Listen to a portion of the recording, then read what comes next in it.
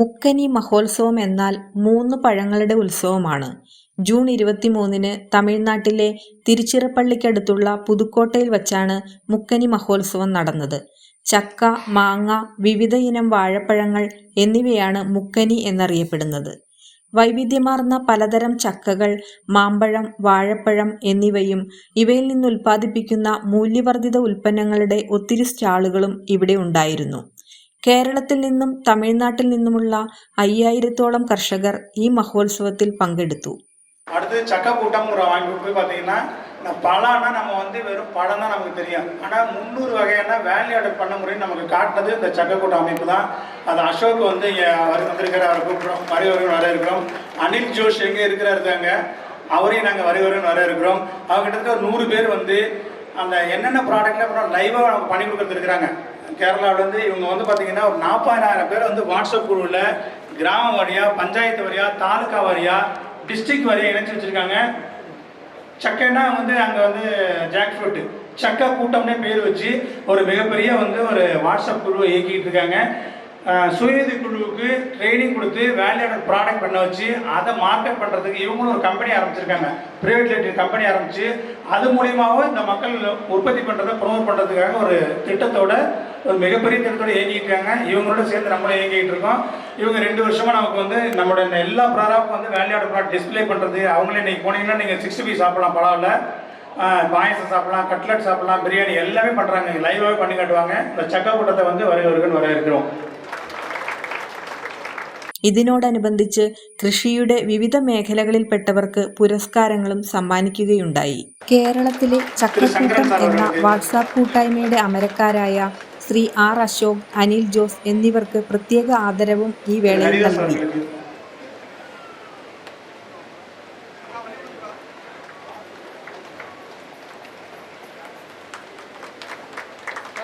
திரு லோகநாதன் அவர்களுக்கு,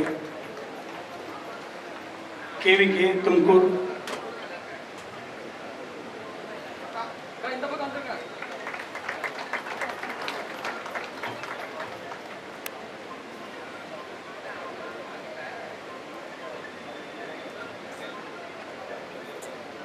சக்கக்கூட்டம் அனில் ஜோஷ் ஒருத்தர் லாஸ்டா வாங்க. அனில் ஜோஷ் அந்த அசோக் அண்ணா வாங்க.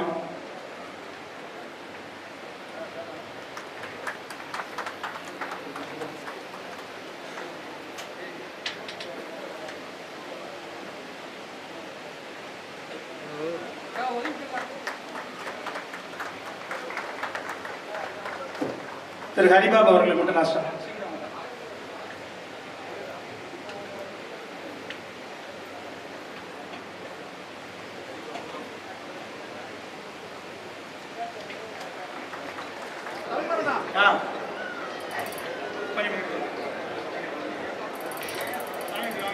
பத்து மாடு வச்சு அந்த வேலையை அவங்க தொடர்ச்சியாக பார்த்துக்கிட்டு தான் இருக்கிறாங்க.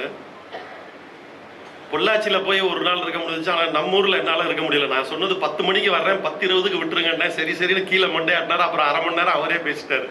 ஒரு நாள் முழுக்க இருக்க முடிந்தது. நம்ம ஊரை பொறுத்தவரை தொடர்ச்சியாக நிறைய நிகழ்ச்சிகள் இருக்கிறதுனால எங்கேயுமே முழுமையாக நிறைய நேரம் இருக்க முடியறது இல்லை. டெல்டால மட்டும்தான் நெல், மற்ற இடங்கள்லாம் கலந்து தான் நம்ம விவசாயம் பண்ணியிருக்கோம். அப்படி கலந்து இருக்கும்போது அது ஒரு காடாகவும் இருந்தது.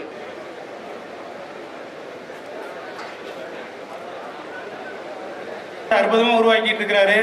அவர்களை மேடை கிடைக்கிறேன்.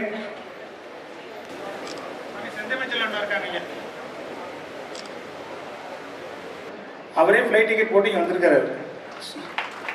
சுமித் அவர் பார்த்தீங்கன்னா ஜப்பானில் போயிட்டு இந்த மியாசாகி மேங்கோ வெரைட்டி எடுத்துகிட்டு வந்து அதை ஒரு பிளான் பண்ணி அதுக்கு நர்சரி டெவலப் பண்ணி அவரோட ஃபார்மை ஒரு இக்கோ டூரிசமாக பண்ணியிருக்கிறார். ஐஏஹெச்ஆரோட ஒரு பார்ட்டு கேவிக்கு தும்கூரில் இருக்குது. கிட்டத்தட்ட 193 வெரைட்டி.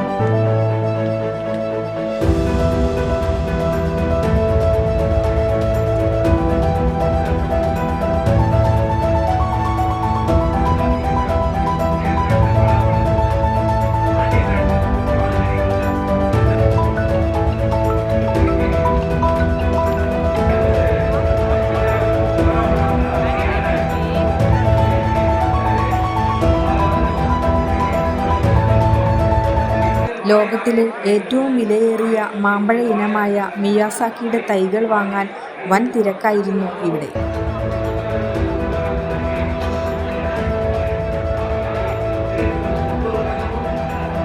കേരള പവലിയനിൽ 25ഓളം സ്റ്റാളുകൾ ഒരുക്കിയിരുന്നു. ഇതിൽ എടുത്തു പറയേണ്ട ഒന്നാണ് അതിശയ ജാക്ക് എന്ന ചക്കയുടെ സ്റ്റാൾ. ഈ പ്ലാവ് എന്ന് പറയുമ്പോൾ ഇത് അതിശയ ജാക്ക് നമ്മൾ ഇതിന് പേരിട്ടിരിക്കുന്നത്.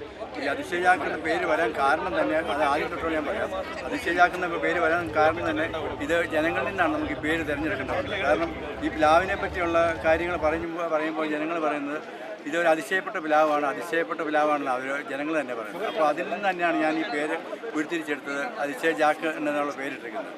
ഈ അതിശയ ജാക്കിൻ്റെ പ്രത്യേകത എന്താണെന്ന് ചോദിച്ചെന്നാൽ ഇത് നമുക്കൊരു മഴക്കാലത്ത് ഒരു ജൂൺ മാസം മുതൽ ഒരു ഒക്ടോബർ മാസം വരെ നല്ല ചക്ക കിട്ടും. ഒരു തുള്ളി വെള്ളം ഈ ചക്കയെ പിടിക്കുകയില്ല.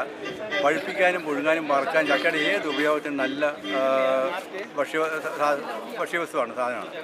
പിന്നെ ഇത് ഇന്ന് പറിച്ച് വെച്ചാലും ഒരു 10 ദിവസം വരെ ഒരു കേടുമില്ലാണ്ട് നമുക്ക് പുഴുങ്ങാൻ പറ്റും, വറുക്കാൻ പറ്റും. ഇനി എവിടെയെങ്കിലും കൊണ്ടുപോകണം, ദൂരദേശത്തേക്ക് കൊണ്ടുപോകണമെങ്കിൽ ഒരു കേടും പറ്റും. ഈ പഴുത്ത് കഴിഞ്ഞാൽ 10-12 ദിവസമൊക്കെ ഇരിക്കുന്നതിന് ഒരു കേടുമില്ല. നല്ല ചുളക്കട്ടിയുണ്ട്, നല്ല ടേസ്റ്റ് ഉണ്ട് പഴം. അതുപോലെ എല്ലാം കൊണ്ടും വളരെ അനുകൂലമാണ്. പിന്നെ ഇപ്പോൾ പഴുത്ത് കഴിഞ്ഞാൽ കറക്റ്റ് പഴമാകുമ്പോഴത്തേക്കും തന്നെ ഞെട്ടറ്റ് താഴെ വീണാലും ഒരാഴ്ച നമുക്ക് കഴിക്കുന്നതിന് ഒരു കുഴപ്പമില്ല. നല്ല സുഭിക്ഷമായിട്ട് ഭക്ഷിക്കാം. അങ്ങനെ പല പ്രത്യേകതകളുണ്ട് ഈ പ്ലാവിന്. പ്ലാവുകളുടെ രാജാവായ അതിശയ ചാക്ക് എന്ന് പറയാൻ കാരണം തന്നെ ഈ ചക്ക വറുക്കാൻ സാധാരണ ഈ കട്ടി കൂടിയ ചക്ക ഒരിക്കലും നമുക്ക് വറുത്താൽ ആ ഗുണമാകില്ല. ഇതെന്ന് പറഞ്ഞാൽ ഈ വറുത്ത് കഴിഞ്ഞാൽ ഇതുണ്ട് നല്ല കിലുകിലെ നല്ല എന്നെ ക്രിസ്പിയായിട്ട് ഇതുണ്ടാവും. എന്നാ സൗണ്ട് ഒന്നും അറിയാമല്ലോ. ഇതിപ്പോൾ വറുത്തിട്ടൊരു ഏകദേശം 10-20 ദിവസമായതാണ്. ഇപ്പോഴും യാതൊരു ഒരു വർഷം ഇരുന്നാലും ഈ ചക്ക ഒരു കുഴപ്പമില്ല. അതുപോലെ കുറയുമില്ല, വറുത്താൽ കുറയുമില്ല. അതാണ് ഇതിൻ്റെ ഏറ്റവും സാധാരണ ഈ വറുത്ത ഈ കട്ടി വീടിനോട് ഒരിക്കലും ഒരാൾ വറുക്കുന്നതല്ല. അതുകൊണ്ട് ഇത് വറുക്കാൻ ഏറ്റവും ടോപ്പാണ്. അതുപോലെ പഴുപ്പിക്കാൻ നല്ല സൂപ്പറാണ്, പുഴുങ്ങാൻ നല്ലതാണ്. അതുപോലെ ഇത് പഴുത്ത് കഴിഞ്ഞാൽ നമുക്ക് പ്രത്യേകിച്ച് കോട്ടിയും കൊണ്ടോ എല്ലാം കയറാൻ പോയിട്ടൊന്നും വേണ്ട, അത് തന്നെ താഴെ വീഴും. ഇത് പ്ലാവിലാണ് 7-8 മാസം വരെ നിൽക്കുക. അതുകൊണ്ടാണ് നമ്മൾ ഒക്ടോബർ മാസം വരെ ഈ ചക്ക പ്ലാവിൽ ഒരു തുള്ളി വെള്ളം പോലും പിടിക്കാതെ ഇത് നമുക്ക് സുഭിക്ഷമായിട്ട് ഭക്ഷിക്കാൻ കിട്ടുന്നത്.